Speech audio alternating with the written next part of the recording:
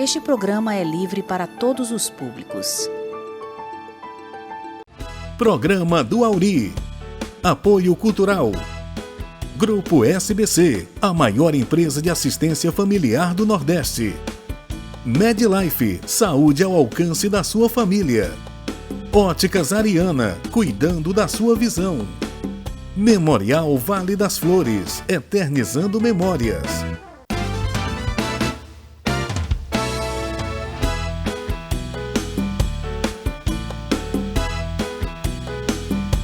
Programa do Auri.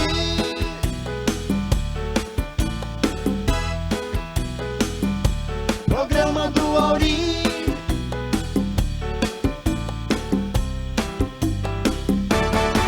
Programa do Auri. Olá você, olá, boa noite. É uma alegria imensa estar mais uma vez com você fazendo o programa do Auri, que é sempre só sucesso, só alegria, de bem com a vida. E é um privilégio muito grande eu estar sempre com você toda noite aí na sua casa, através aqui da telinha da TV Metrópole, canal 16.1, é de segunda a sexta, sempre nesse horário. E esse privilégio é muito grande porque eu sinto o maior prazer e alegria de estar junto com você, de estar mostrando o que tem de melhor no nosso país para você de uma forma bem diferenciada do que você está acostumado a ver aí através desses telejornais e tudo, através desse programa aqui, esse talk show. Hoje, pessoal, o nosso programa hoje é muito especial e um pouco diferenciado, né? Porque a nossa convidada é a doutora Mayra Pinheiro, que ela é secretária do Ministério da Saúde, e ela mora em Brasília. Ela também é médica e dá plantão. Então, raramente ela só vem aqui em Fortaleza em final de semana, então não daria para ela estar hoje à noite aqui com a gente. Mas nós fomos lá, encontramos com a doutora Mayra e fizemos um bate-papo legal. E eu conto com o seu carinho e que o programa ficou show. Fica com a gente.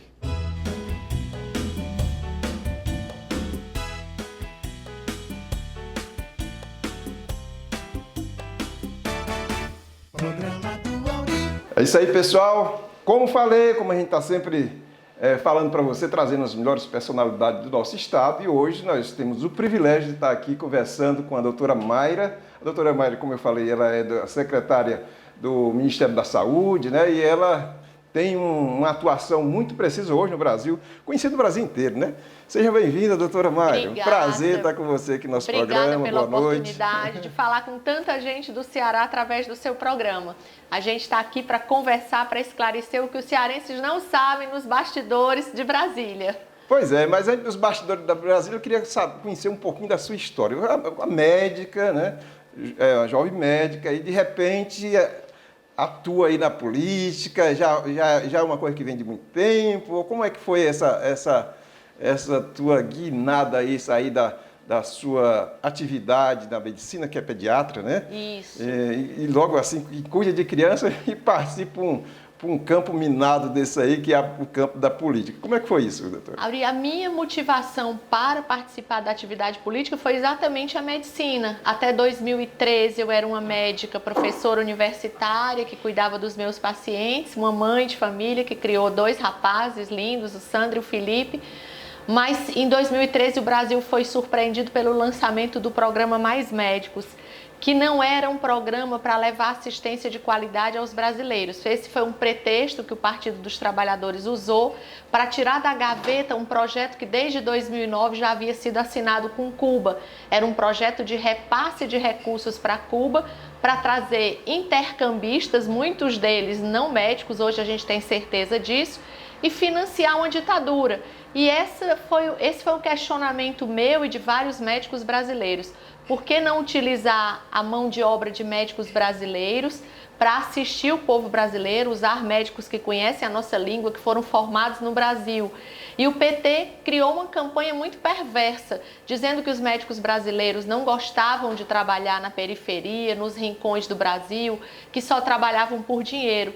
E aí me veio um sentimento de que eu deveria sair em defesa da minha classe, da medicina brasileira, e aí começou a Mayra política, se manifestando frontalmente, não contra a vinda de médicos que a gente tivesse comprovação da capacidade, que era a revalidação de diplomas, mas de pessoas que vinham para satisfazer um projeto político, como eu disse antes, de repasse de recursos para uma ditadura.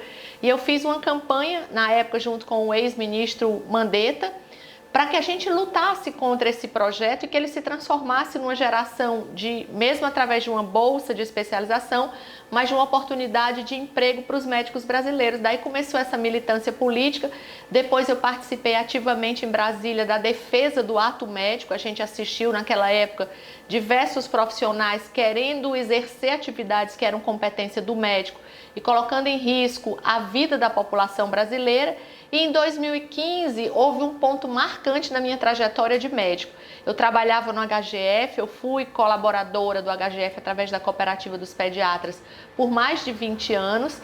E numa noite de plantão eu fui chamada para a emergência para socorrer uma criança e me deparei com algo que eu nunca tinha visto antes e que a população do Ceará não sabia. Era o piscinão do HGF. 252 pessoas naquele dia estavam alojadas num salão, algumas no chão, algumas em macas. Era um aglomerado de pacientes com as mais diversas doenças, seus familiares e médicos, sem nenhuma condição de trabalho, sem nenhuma condição de assistência, e aquilo me aterrorizou. E aí eu comecei um movimento pelo fim dos corredores dos hospitais. Depois eu descobri que não era só o HGF que tinha um piscinão, era o Hospital de Messejana. Para minha tristeza, o Hospital Infantil Albert Sabin, que era um hospital que deveria acolher as crianças do estado, também tinha crianças no corredores, e essa luta não parou mais. Eu disse que eu só sossegaria quando no meu estado não houvessem mais pacientes fora de leitos em corredores de hospitais. E os meus colegas entenderam que naquela época eu virei uma representante da classe médica, não só do Ceará, mas do Brasil, e fui estimulada a participar pela primeira vez da política concorrendo a deputada federal. Foi uma candidatura que eu não tinha nenhum conhecimento político, mas eu tive 26 mil votos, então foi significante para uma pessoa que gastou 15 mil reais com papel e que era praticamente desconhecida, só era conhecida da categoria médica. Em 2018, eu recebi o convite do senador Tasso Gereissati para compor o quadro do PSDB, saindo como candidata ou a governadora ou a senadora.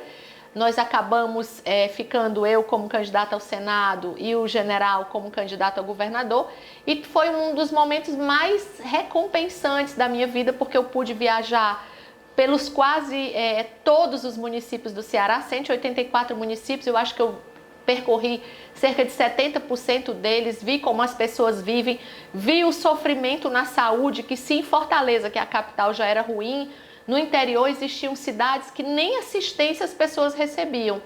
Então foi o conhecimento da minha terra. Fui votada por mais de 800 mil cearenses, então foi uma votação expressiva que me colocou entre as 5 mulheres brasileiras mais votadas naquele ano eleitoral.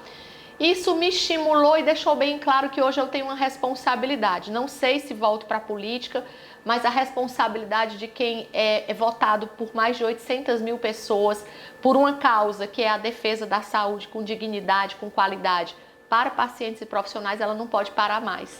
Quando você, doutora, começou essa campanha aí para esvaziar o piscinão, para acabar com as filas, você comprou uma briga com os mandantes do Estado, o governador, que é o Grupo Ferreira Gomes. Você, antes de você iniciar nesse processo, você imaginou que ia comprar essa briga, que ia ter essa repercussão de talvez até de perseguição à sua pessoa? Você pensou nisso, não?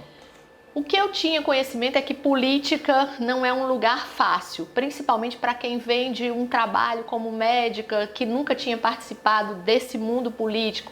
Mas, ao mesmo tempo, quando você denuncia uma situação grave, que é responsabilidade dos gestores e dos homens públicos, você sabe que não vai ficar sem ter retaliação. E eu sofri várias retaliações. Eu fui ameaçada. Houve uma época, quando eu assumi a presidência do Sindicato dos Médicos, que eu recebi até ameaça de morte, porque o sindicato passou a ser uma entidade que não só defendia a categoria médica, mas começou a defender os pacientes. E na nossa gestão no sindicato, ele virou uma ouvidoria da sociedade. Eu recebia denúncias de pacientes internados em UPAs, de médicos que não recebiam salários e remunerações há meses. E a gente começou a colocar isso tudo para a sociedade. Não é que os médicos não querem trabalhar. No interior, Auri, para você ter uma ideia, existiam profissionais, não só médicos, mas enfermeiros, fisioterapeutas, que passavam 3 meses sem receber suas remunerações. E se ameaçassem que iam parar suas atividades, eles eram expostos para a população como pessoas que não queriam atender a população, mas ninguém dizia que eles eram pais de família, que eles sustentavam suas residências e que eles precisam ser reconhecidos e respeitados no seu trabalho. A questão do HGF resultou na minha demissão. Eu concorri ao Senado, a eleição acabou no domingo, na segunda-feira, às 7 horas da noite, eu me apresentei para trabalhar no HGF e fui comunicada que eu não poderia entrar no hospital, que havia sido pedida a minha exoneração e o meu desligamento do quadro da Cooperativa dos Pediatras. Isso foi uma surpresa para mim, foi uma franca retaliação à minha atividade, ao quantitativo de votos que eu tive e ao movimento de defesa e respeito àqueles pacientes. Eu denunciei para o Brasil e para o Ceará algo que jamais você teria um profissional com coragem de fazer. Eu participei de noites de plantão no Hospital Geral de Fortaleza, onde a gente deu atestado de óbito a 10 pacientes simultaneamente porque faltava líquido de diálise. Eu assisti crianças morrerem porque não tinha tubo para entubar, porque a gente não tinha medicamento para colocar no soro, que são as drogas vasoativas. Eu assisti de tudo junto com os meus colegas, só que muitos deles tinham medo de denunciar essa verdade porque sabiam que iam sofrer retaliação. E eu percorri um caminho que eu sabia que não ia ter volta.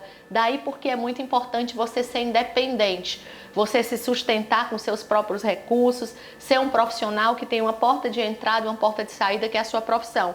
Mesmo sendo afastada do HGF, o meu movimento em defesa disso que eu considero o bem mais importante, que é o respeito à saúde, respeito que pessoas não podem ser tratadas como criaturas de segunda classe, você ter médicos que atendem as pessoas na rede privada de um jeito e no serviço público, que tem o financiamento do SUS tripartite e com um grande quantitativo de recursos, as pessoas possam ser tratadas de qualquer jeito. Então, isso tem um preço, isso me rendeu ameaças, perseguições, mas a gente aprendeu que quando você tem uma causa verdadeira e que quando você é independente, você não vai ser subserviente, nem vai temer. Ninguém veio aqui para buscar algo grande, e a gente tem um ensinamento de muitos líderes mundiais, entre eles Jesus Cristo.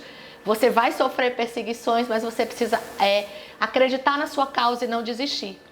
Pois é, vamos voltar um pouquinho a 2013, parece que foi nessa época que você deu o seu pontapé inicial para se projetar na política, e foi quando você fez aquela recepção para os médicos cubanos, né? Como é que foi isso aí, doutora? Na verdade, isso é uma narrativa que foi feita pela revista Veja e por um grupo político de esquerda aqui do Ceará, e eles mantêm essa narrativa até hoje. Eu nunca estive no aeroporto para recepcionar os intercambistas cubanos, nunca. Inclusive, existe uma foto histórica que ela percorre os folhetins, os jornais de oposição no Ceará e no Brasil, que mostram um grupo de moças médicas, algumas que na época eram internas do curso de medicina, que foram à Escola de Saúde Pública protestar contra os preceptores médicos cearenses, contra os gestores médicos cearenses que apoiavam esse programa. Nós nunca estivemos no aeroporto, e esse protesto em que é colocado uma imagem de uma outra pessoa como sendo eu, não sou eu, e se realizou, na verdade, na Escola de Saúde Pública do Ceará. Foi feita uma recepção para os intercambistas cubanos e uma apresentação dos preceptores. O que nós médicos cearenses queríamos era protestar contra os preceptores cearenses que, por sinal, receberam durante anos bolsas do Ministério da Saúde, do MEC, para acompanhar esses intercambistas sem que nunca tivessem prestado esse trabalho. Eram bolsas que variavam de 5 a 10 mil reais. Essas pessoas nunca exerceram esse papel de acompanhar, já que o Mais Médicos era um curso de especialização. Então, isso foi uma grande fraude. E por isso que muitos protestaram, que muitos tinham raiva de mim, porque recebiam remunerações do governo federal para prestar um trabalho dentro do programa Mais Médicos que nunca prestaram, ou seja, recebiam dinheiro público de forma fraudulenta, se utilizando até de corrupção. Então a gente nunca vaiou os cubanos, eu tenho o maior respeito, não sou xenofóbica por qualquer profissional que venha prestar trabalho no Brasil, ajudando os brasileiros, e a gente precisa um dia encerrar essa narrativa que é falsa e que é mentirosa. O que a gente vai ser sempre contra, Auri, é a vinda de qualquer profissional para o Brasil sem comprovação da sua revalidação. Nós não podemos ter brasileiros, sobretudo no Nordeste, que é a nossa região, sobretudo no Ceará, que é o nosso estado, vindo prestar assistência à população sem você comprovar sequer que são médicos. E eu disse no comecinho da nossa entrevista, muitos não eram médicos. Nós colocamos em risco a população brasileira, sobretudo as pessoas mais pobres e mais vulneráveis, que são sempre tratadas como brasileiros de segunda classe. Protestei contra isso e vou protestar se novos programas forem feitos por esse governo ou por outros governos, colocando em risco a vida das pessoas. Pois é, você falou que o senador Tasso lhe convidou em 2018 para você, né, compor essa chapa, vamos dizer assim, né, da eleição. Você tinha a opção de escolher governadora ou senadora, você terminou sendo a candidata do PSDB à governadora, né? Ao Senado. Ao Senado. Assim, eu queria que você me falasse um pouquinho como é que foi essa campanha, né? Para você, como foi essa experiência, porque talvez foi mais marcante do que a primeira, que foi tinha sido há alguns anos atrás, que foi para deputada federal, né? Porque foi assim, uma candidatura mais majoritária do que mesmo proporcional, né? Então, leva-se uma votação mais direta. Eu queria que você falasse um pouquinho dessa sua campanha, mas depois do intervalo, certo? A gente vai fazer um pequeno intervalo, a gente retorna já, ok? Ok. Programa do Auri. Apoio Cultural. O Grupo SBC está completando 25 anos no mercado. Ao longo de todo esse tempo, nos empenhamos na busca pela excelência de nossos serviços, para oferecer o que há de melhor para você e sua família. Somos a maior empresa de assistência familiar do Nordeste, com mais de 22 unidades espalhadas pelo estado do Ceará e vários estados da região. Nossos planos oferecem auxílio funerário humanizado, com equipe especializada, apoio psicológico, suporte 24 horas e frota de veículos para atendimento. Além de um moderno complexo de velório com estrutura sofisticada para proporcionar dignidade e conforto nos momentos mais delicados da vida. E para agregar ainda mais valor aos nossos serviços, estaremos inaugurando em breve o Memorial Vale das Flores, um lugar diferente com sofisticação e requinte, idealizado com padrões dos mais modernos cemitérios particulares. Contamos com 4 tipos de planos que se adequam à sua necessidade: clássico, executivo, luxo, VIP. Adquirindo o plano SBC, você também tem descontos especiais em clínicas médicas, odontológicas e exames laboratoriais. Somente uma empresa com espírito de família para cuidar da sua e proporcionar apoio e carinho em todos os momentos. SBC e você, unidos para sempre. Programa do Auri. É isso aí, pessoal, de volta aqui o programa do Auri com a doutora Mayra, voltando, né, doutora? A nossa conversa aí é sobre a campanha para a senadora. Como é que foi essa experiência para você? Uma experiência única na minha vida, porque assim, primeiro percorrer quase todos os municípios cearenses, uma realidade que como médica eu não conhecia, que boa parte dos cearenses e dos brasileiros não tem. Eu viajei pelos mais distantes municípios, vendo a situação de pobreza, de miséria das pessoas. Um detalhe muito importante, uma situação de desesperança de homens, mulheres, crianças. Em alguns locais a gente foi recebido com as pessoas dizendo assim, vão embora daqui, a gente não acredita mais em político. Isso me deixava às vezes extremamente emocionada. Em alguns locais eu até chorei. No Cariri, que é uma região que eu amo, porque é a origem da minha mãe é do Crato, eu fui na minha infância muitas vezes. Eu vi políticos que me acompanhavam ser expulsos da feira. Então aquilo para mim foi uma reflexão. As pessoas não querem mais esse modelo político vigente que aí está, de políticos que aparecem na época da eleição, né? E as pessoas já sabem que isso vai se repetir, oferecem alguma coisa e depois vão embora e não fazem nada durante os seus mandatos para mudar a vida daquelas pessoas. E eu dizia, olha, eu sei que eu não vou conseguir mudar tudo, mas eu queria ter a oportunidade de ser eleita senadora, eu voltar nesses municípios que eu percorri enquanto candidata e deixar em cada um algo que as pessoas percebessem que era uma mudança. E é muito claro, Auri, quando você tem um compromisso e você tem um conhecimento. Eu fui, por exemplo, para deixar um exemplo bem concreto, eu fui para Ubajara quando eu era pequenininha, na Gruta de Ubajara, para Tianguá. E aquilo ali é um polo turístico, aquela região tem frio, tem serra, tem beleza natural. E eu encontrei cidades exatamente iguais quando eu fui na minha infância, 40 anos depois. Então, assim, não houve investimento para fazer do Ceará um polo turístico diversificado. A gente vê a região do Cariri, tem um turismo religioso, mas tem outras belezas naturais, em Barbalha, na Serra. Então, assim, isso gera emprego, gera renda, tira as pessoas da miséria. Mas não houve nenhuma mudança em muitos desses municípios para fazer a vida daquelas pessoas mudarem, para gerar emprego para as mulheres, para tirar as crianças da rua como pedintes. Eu vi homens e mulheres na feira de Tianguá sem dente. Não é possível que a gente esteja no ano de 2020 e a gente ainda encontre pessoas sem assistência à saúde bucal, e foram muitas as realidades diversas. Então aquilo me tocou muito. É preciso que a gente tenha líderes comprometidos em fazer essa diferença. E para mim, mais do que ganhar a eleição, era a vontade de mudar aquilo ali de alguma forma. Deus me deu um presente, eu não ganhei a eleição e foi difícil. A eleição é um processo machista. Em alguns locais, os homens me empurravam do palanque, não deixavam eu subir no carro, me davam cotoveladas. Eu e a Emília Pessoa, nós passamos por isso várias vezes. A gente tem até umas brincadeiras que eu dizia: Emília, agora a gente vai enfrentar. Vamos empurrar aqui também, senão a gente não consegue falar com as pessoas. Então, um processo machista, foi uma competição desleal, eu não comprei um voto. A grande maioria dos meus votos, algumas pessoas não me conheciam, mas das que me conheciam foi um voto de opinião, porque elas conheciam o meu trabalho, o meu propósito.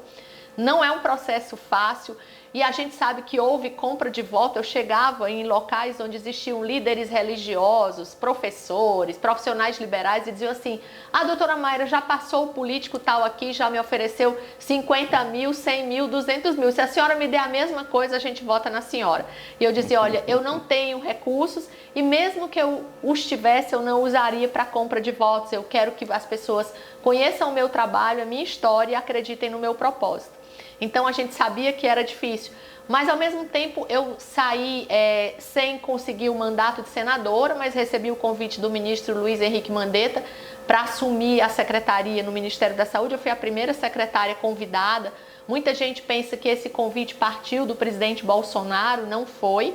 Foi do ministro, então a minha indicação foi técnica, não foi política, né? Aqui no Ceará os grupos de esquerda acham que eu fui chamada pelo Bolsonaro por ser bolsonarista, e eu fui convidada pelo ministro Henrique Mandetta, que conhecia meu trabalho.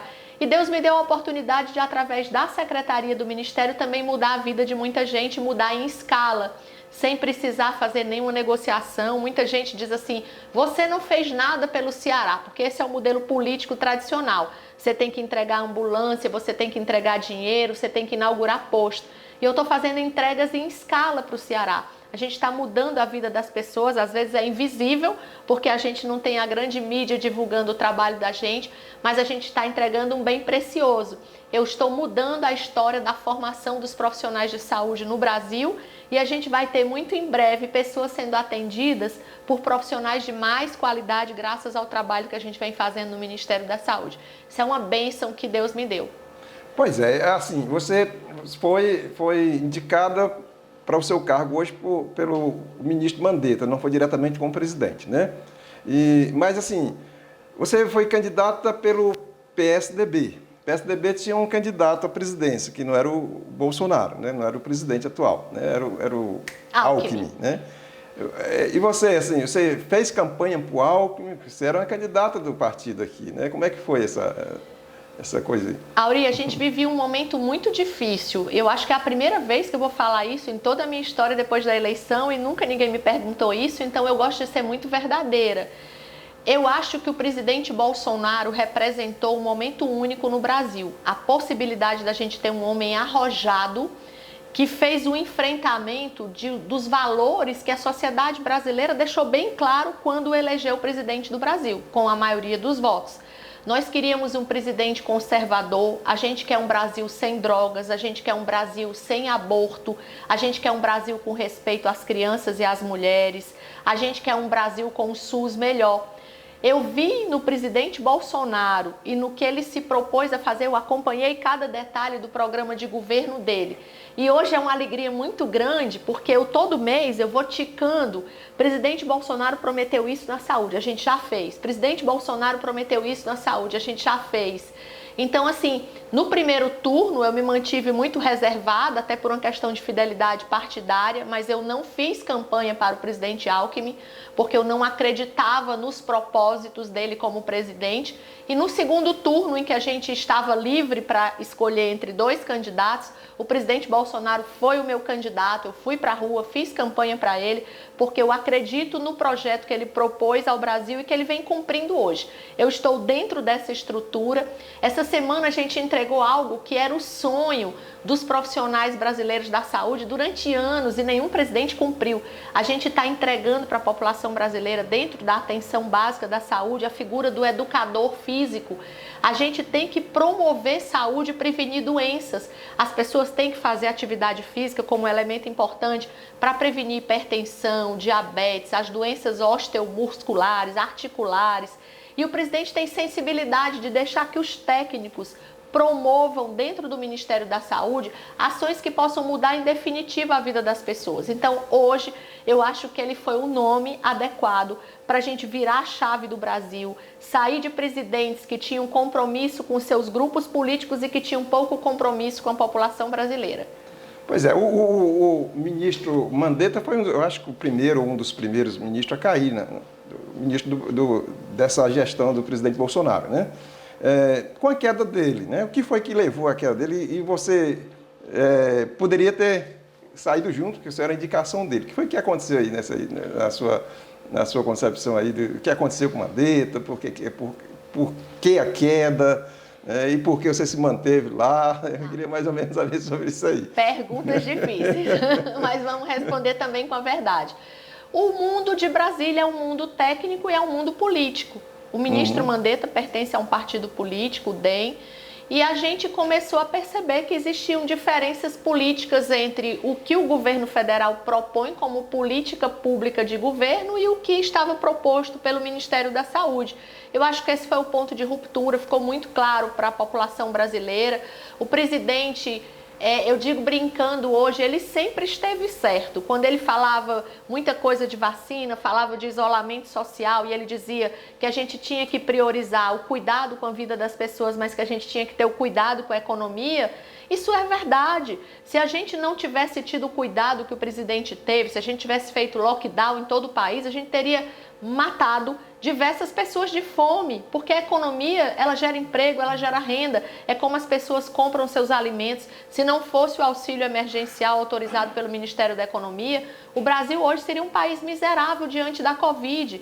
A gente fez uma coisa praticamente única no mundo, que foi ter a sensibilidade de, mesmo sabendo que os recursos são escassos, de deixar para a população que mais necessita um auxílio mínimo para garantir a subsistência dessas pessoas. Então, acho que a divergência foi muito mais no campo político, de conciliar a necessidade da gente priorizar as medidas de cuidado à Covid, mas também a gente respeitar que a economia devia continuar funcionando, porque ela também é responsável pela garantia da vida. E por que eu fiquei? Porque o meu cargo sempre foi muito técnico. Eu trabalho numa secretaria que ela não tem muitos recursos, então as pessoas não me procuram para liberar emenda parlamentar, para garantir que sejam feitas obras nos municípios, para garantir mais medicamentos. Eu trabalho com educação e saúde.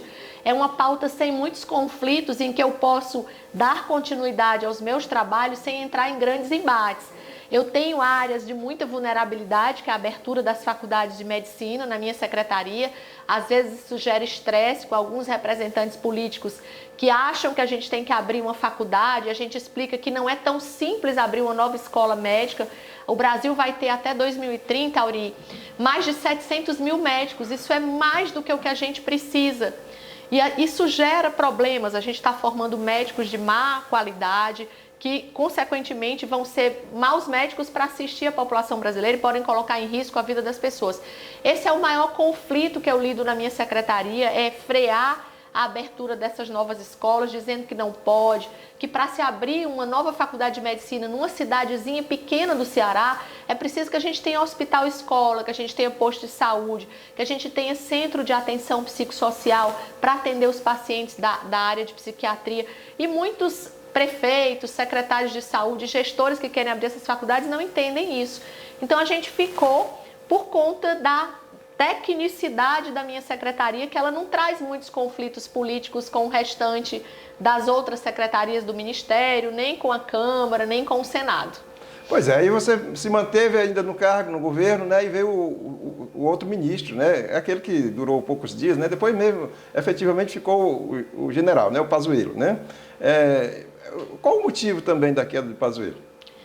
Creio que também seja político. O ministro Pazuello, ele trouxe para o Ministério uma questão muito importante para nós brasileiros de austeridade. Ele regulamentou muitos processos.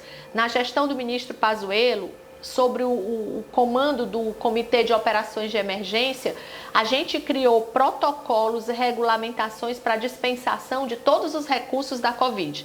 Isso não agrada muita gente, porque muitos governadores queriam que a gente mandasse 10 mil, 20 mil respiradores, que a gente habilitasse tantos mil leitos, e não tinham critérios. E a gente sabe que o Nordeste foi um dos locais de maior prática de corrupção com os recursos extraordinários enviados para a Covid. O Ceará é apontado hoje como um dos estados do Nordeste e do Brasil que mais utilizou de forma indevida e sob vamos dizer assim, o rótulo da corrupção, os recursos que foram enviados pelo governo federal. E as pessoas queriam esses recursos e elas não tinham noção de que isso tem que ser dispensado de acordo com a necessidade. Se você vai abrir 400 leitos, você precisa de 400 respiradores, você não precisa de 5 mil, 10 mil. Muitos desses equipamentos poderiam ser utilizados por um estado em detrimento de outro que precisava mais. E o ministro Pazuello determinou que tudo que fosse dispensado pelo Ministério seguisse protocolos. A gente passou a dizer o que era preciso, qual era a taxa de mortalidade que deveria ser utilizada como referencial para a distribuição desses recursos. E isso cria inimizades políticas, porque os políticos exigem que sejam feitos, os maus políticos, coisas sem critério. Então ele estabeleceu critério para muita coisa, isso cria divergências políticas, essas divergências políticas levam à pressão sobre o governo, e é assim que a gente assiste muitos ministros que eram bons técnicos, às vezes, por questões políticas, serem substituídos não só no Ministério da Saúde, mas em outros ministérios. Pois é, estamos conversando aqui, pessoal, com a doutora Mayra, né? O papo vai continuar, mas infelizmente o nosso tempo de hoje terminou, está terminando por aqui, né?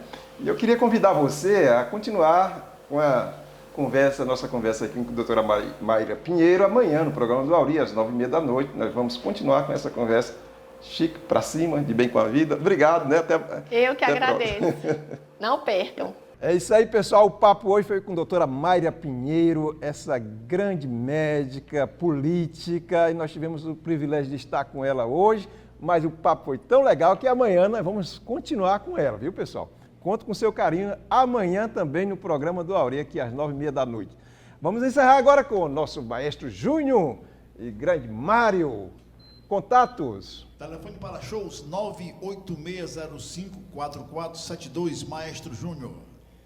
85-98809-6945. Leve Mário Augusto para sua festa. Muito obrigado. E eu agradeço de coração o seu carinho, a sua audiência, que o Senhor Deus Todo-Poderoso possa abençoar cada vez mais a sua vida. Durma bem, sonhe com os anjos.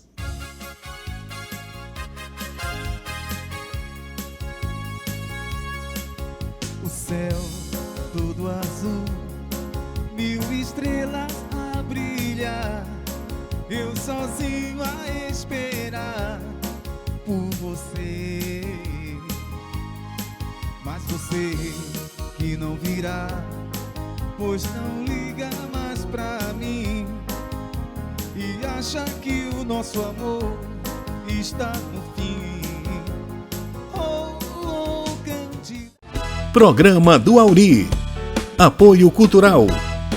Grupo SBC, a maior empresa de assistência familiar do Nordeste. MedLife, saúde ao alcance da sua família. Óticas Ariana, cuidando da sua visão. Memorial Vale das Flores, eternizando memórias.